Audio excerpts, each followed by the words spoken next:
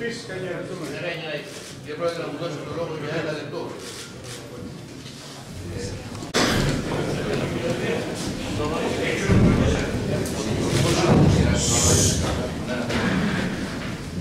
Χαιρετίζω την πρώτη ιστορική συνεδρίαση του Εφετείου Ανατολικής Κρήτης, η οποία σηματοδοτεί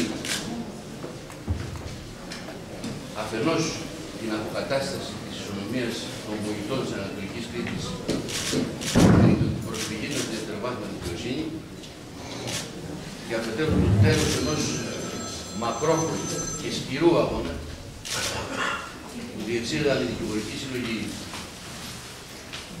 των δύο νομών της Ανατολικής Κρήτης, συνεπικουρούμενοι από τους ερετούς άρχοντες της περιοχής αυτής και τους πολίτες. Θα στηρίξουμε το έργο σας, κύριε Πρόεδρε, με όλες μας τις δυνάμεις, όπως πράξαμε μέχρι σήμερα,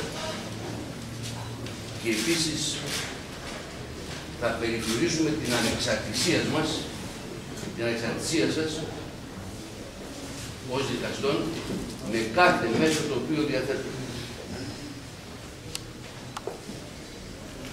Και θέλω να ξέρετε πως είμαστε βέβαιοι πως θα επαληθεύσετε τις προσδοκίες μας, ώστε το Εφετείο Ανατολικής Κρήτης να καταστεί πρότυπο στην επικράτεια, όχι μόνο για την ποιότητα της νομολογίας του, αλλά και για το σύντομο χρόνο μέσα στον οποίο θα εκδίδει τις αποφάσεις του σε αντίθεση με την ποιότητα των υπόλοιπων κοινών.